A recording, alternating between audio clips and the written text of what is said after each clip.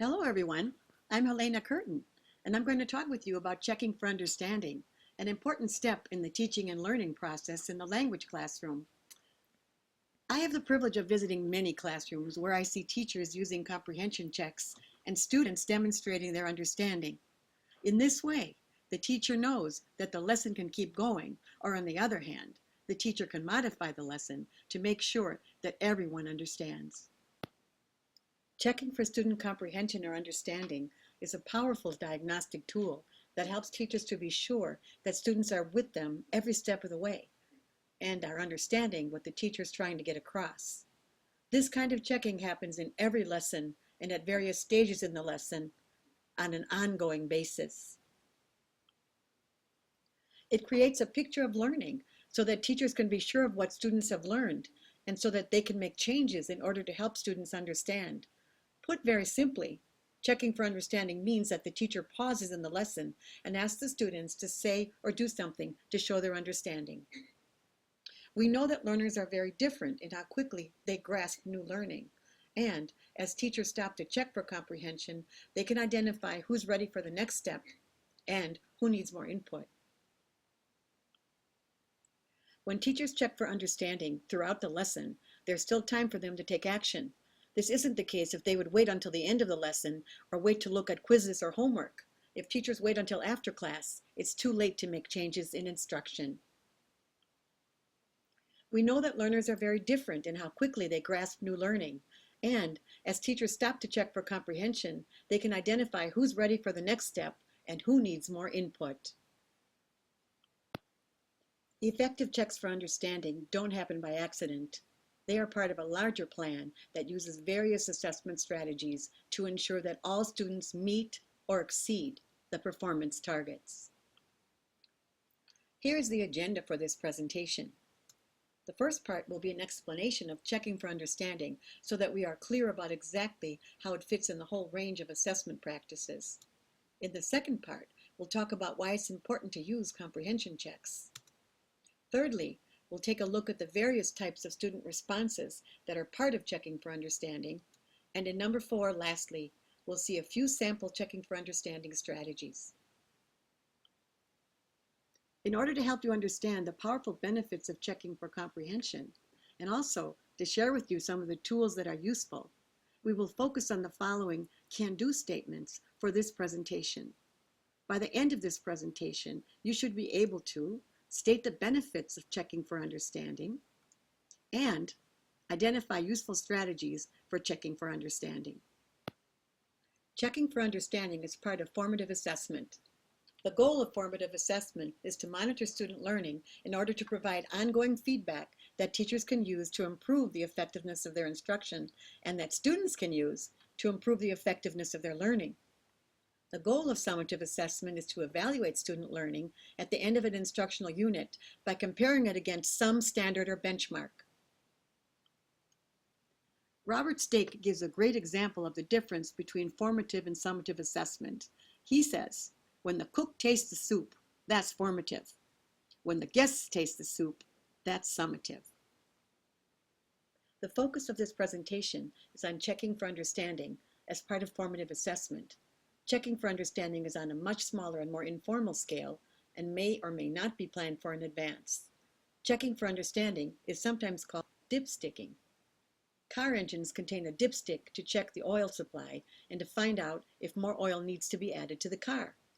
Dipsticking in teaching does the same thing.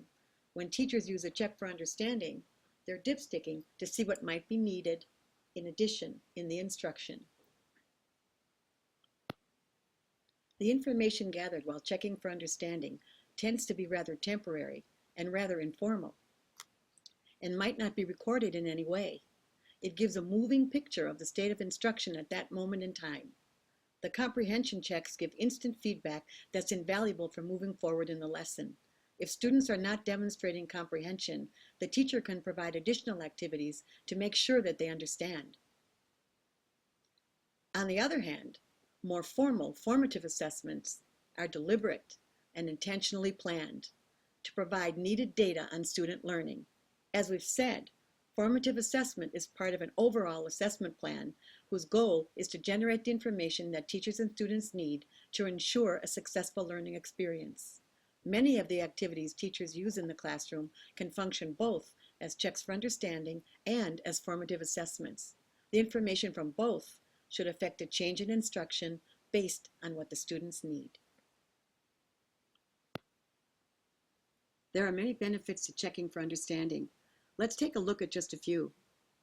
Checks for understanding contribute to student engagement because they often actively involve students. They require participation and they energize the class through the use of manipulatives and movement. This type of engagement helps to keep the students motivated and on task. Motivation is one of the most essential elements of learning. Students who believe that the work is relevant, interesting, and meaningful are motivated and see value in the process of learning. Another important piece for student engagement is that the feedback they receive helps to keep the students on track because the feedback allows a teacher to provide just-in-time support for those students who need it. So, when students know that they will be held accountable for demonstrating their learning through different kinds of meaningful performances, they're much more likely to commit to the activities themselves and also to the overall learning process. John Hattie, in his summary of data from thousands of studies, came to understand the importance of feedback. He said, "The most powerful single modification that enhances achievement is feedback. The simplest prescription for improving education must be dollops of feedback." I love this quote by Grant Wiggins on the same topic. He said, "Learners need endless feedback more than they need endless teaching." Another benefit of checking for understanding is what has already been mentioned, and that is, unless you check for understanding, you may not know what your students have or have not learned. To put it another way, it's not the lesson we taught that matters the most, but what students actually learned. Teaching something does not guarantee that the students will have learned it. A third benefit of checking for understanding is that it clears up misconceptions that can interfere with learning. Lastly, checking for understanding provides students with a model of good learning skills. The more we check for comprehension, the more the teacher gets to know the students, the more the students get to know themselves. In order to put the notion of checking for understanding in the context of effective language teaching, let's take a look at how and where it's mentioned in the Teacher Effectiveness for Language Learning Framework, also known as the TEL Project. You can find out more about the TEL Project at www.telproject.org. The planning domain is one of the 7 domains that identifies the characteristics and behaviors exhibited by a model world language teacher. Here in the planning domain, we can find checking for understanding in the 7th criterion that states, "I plan lessons containing activities that are contextualized, connect to prior learning, and require attention to meaning." Point D states, "I plan to check for understanding in a variety of ways throughout the lesson." Checking for understanding is mentioned again in the learning experience domain in the 4th criterion that states, "I ensure that students receive comprehensible input." Point E states, "I frequently check for understanding in a variety of ways throughout the lesson." Now that we've given some basic information about checking for understanding and its role as part of formative assessment, let's go on to looking at some ways that teachers can be sure that students have understood various parts of the lesson. Observing students is the most basic way to see if they comprehend. It will certainly be clear to the teacher if the students don't understand, if they aren't following directions, or if they have puzzled looks on their faces. But, of course, there is danger in using observation as our only tool, because sometimes the students' faces do not register much at all, or they may respond, "Yes," to a general question about their comprehension, even if they're not sure. It happens all the time. The teacher explains something, the students nod their heads, the teacher asks, "Do you understand?" And the students again nod their heads. But when the teacher goes to the next step, it becomes clear that the students haven't understood at all. So it's clear that one of the least effective ways to check is to ask, "Do you understand?" If we ask students to explain in English, we are moving out of the target language environment and robbing the brain of the opportunity to make a direct connection with the language or concept being learned. Giving the native language equivalent forces the brain to take an extra step in the process. Our goal is for students to experience concepts through the new language, not through English. We don't want checking for understanding to become a translation guessing game. Mixing languages and translating from one language to the other can cause confusion and tends to be counterproductive for language learners. Translation should not be used as a teaching strategy and should be considered as a last resort when providing comprehensible input. A point that's helpful here is that students need to know that when the teacher is speaking the target language, they don't have to understand every single word.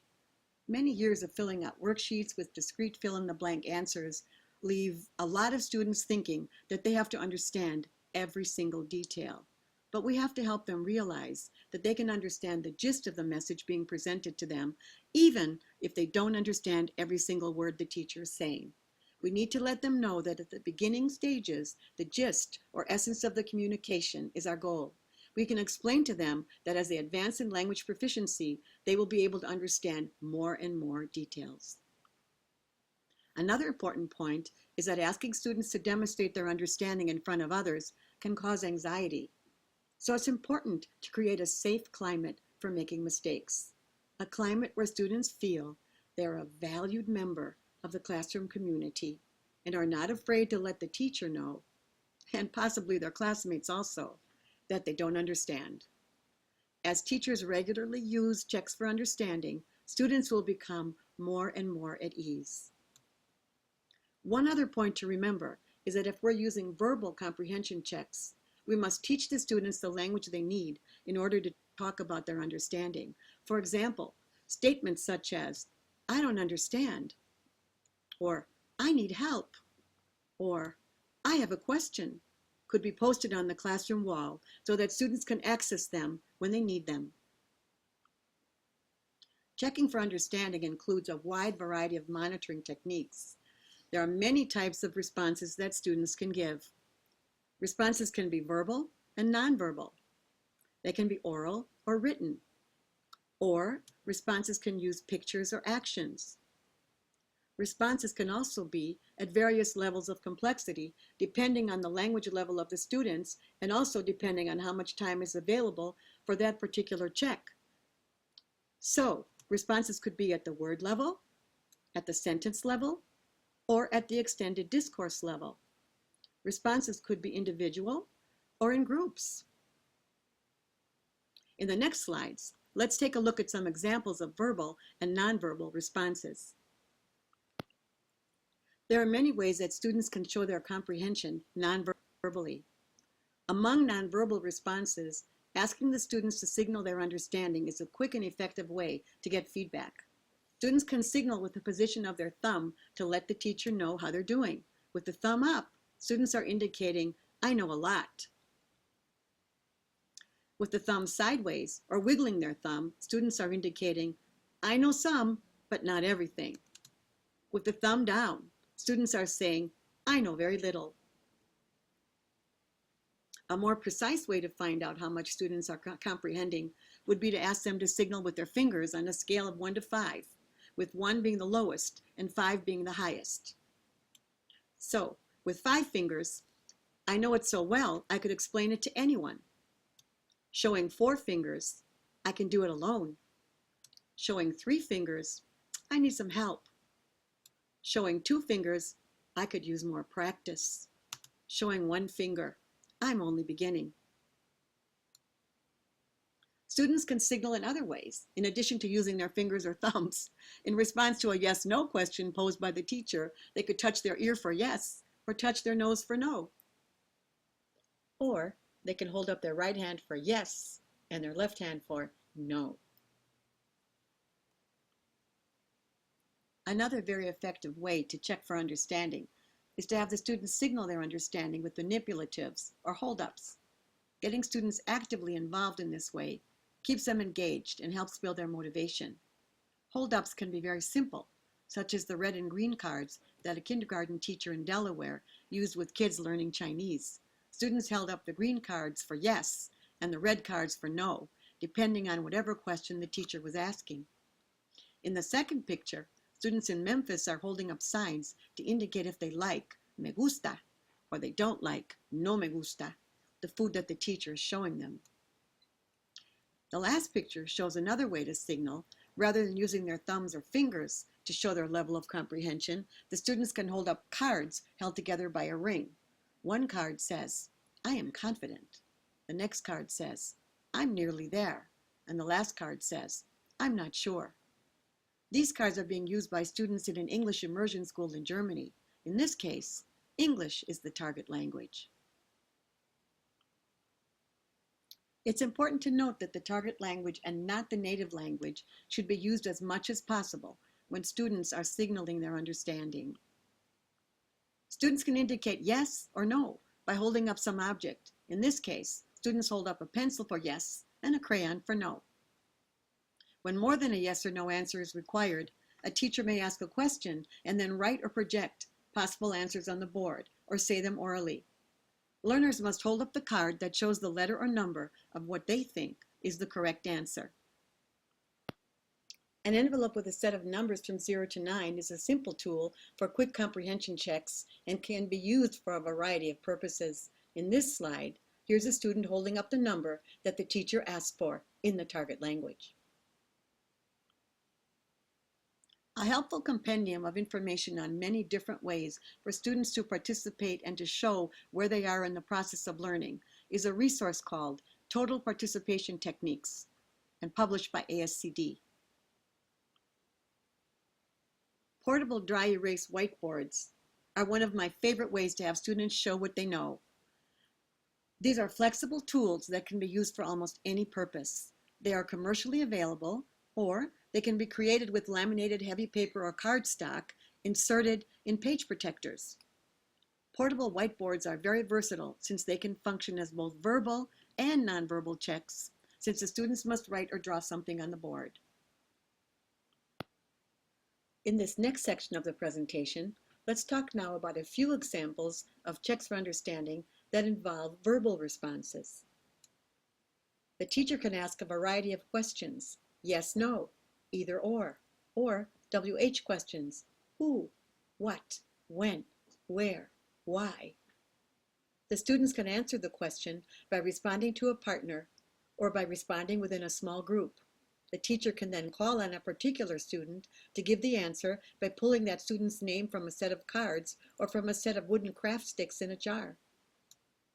Or the teacher can use a technique such as numbered heads together, in which each group member has a number, but the group members do not know which number the teacher will call in order to find the answer. Yet another technique to check for comprehension is for the teacher to ask the students to apply the concept being taught in some way. At a pause in the lesson, the teacher can ask the students to paraphrase or retell something about the learning episode in their own words. Exit or entrance slips are powerful ways for the teacher to gauge comprehension, and actually, such an activity could be used at any time during class.